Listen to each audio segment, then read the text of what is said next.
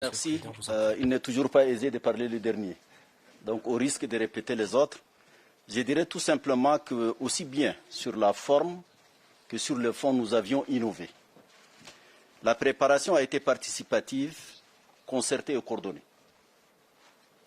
Et les déroulés également sur le plan méthodologique, contrairement à nos pratiques, où 55 États africains plus 27 Européens se mettant dans la même salle et débutant des discours, nous avions jugé utile d'éclater en 7 panels où Européens et Africains ont discuté profondément avec beaucoup de franchise, sans tabou. Je peux résumer les préoccupations en 2 catégories. Ce que j'appelle financement de la paix. Le financement de la paix ne veut pas dire seulement donner des armes ou envoyer des troupes en Afrique. C'est essentiellement consolider la gouvernance, la justice, l'administration. Financer le développement dans toutes ses dimensions, l'éducation, la santé, les infrastructures. Nous avons lancé depuis un peu plus de 2 ans la zone de libre-échange continentale, qui est l'un des plus grands marchés. L'Afrique fait quand même 30 millions de kilomètres carrés, 1,3 milliard d'habitants.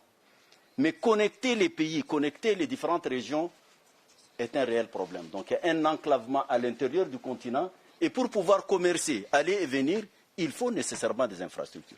L'une des priorités du continent, ce sont les infrastructures. L'une des priorités du continent, c'est l'énergie. Ça, ce sont des questions clés.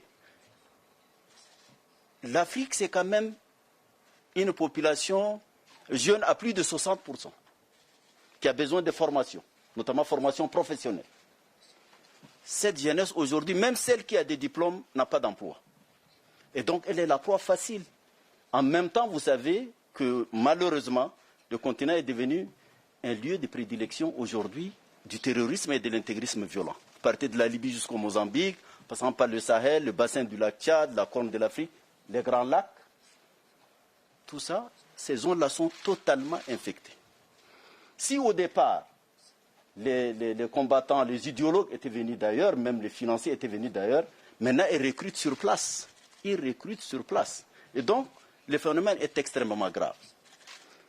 C'est pour cela qu'en discutant avec nos amis européens, je pense qu'il y a une nécessité d'évaluer tout ce qui se passe en Afrique.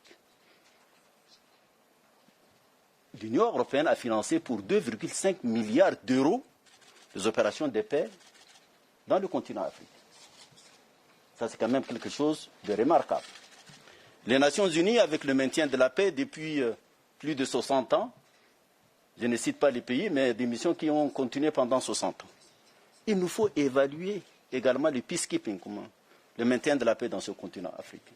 Donc il y a une nécessité vraiment absolue aujourd'hui de regarder les choses en face et d'agir conséquemment. Nous avions abordé ces questions. Les États africains sont prêts à mobiliser des hommes. Ils l'ont fait. Le Rwanda l'a fait. Le Tchad l'a fait au Mali. La force mixte multinationale, ce sont les États du bassin du lac Tchad. Le G5 Sahel, ce sont les 5 États du Sahel. La MISOM, même la SADC a mobilisé des gens pour le Mozambique. Il est possible de mobiliser des hommes. Nous avons également dans notre architecture à l'Union africaine des forces en attente, des brigades par région. Je crois qu'il faut qu'on inverse la démarche. Et je crois que nous sommes en train de réfléchir ensemble et nous avons, je crois, un terrain sur lequel il faut procéder autrement. Nos amis, nos partenaires peuvent nous aider à renforcer les capacités des forces africaines. Il n'est pas question, à mon avis, que des militaires français ou allemands ou danois aillent mourir en Afrique. On a besoin de technologies, on a besoin d'expertise, on a besoin de moyens financiers, on a besoin d'équipements pour pouvoir faire face à cette terrible menace à la paix et à la stabilité. Voilà les questions sur lesquelles je crois que même si nous avons quelques divergences sur les questions des brevets, je crois que nous avons convenu, les 2 commissions, à y travailler. La pandémie de la Covid-19 a fait monter en surface la fragilité des systèmes de santé publique dans le continent africain. Avec 1,3 milliard d'habitants, on ne peut pas attendre d'importer des vaccins. Je crois que ça, c'est quelque chose qui... Nous avons mis en place une agence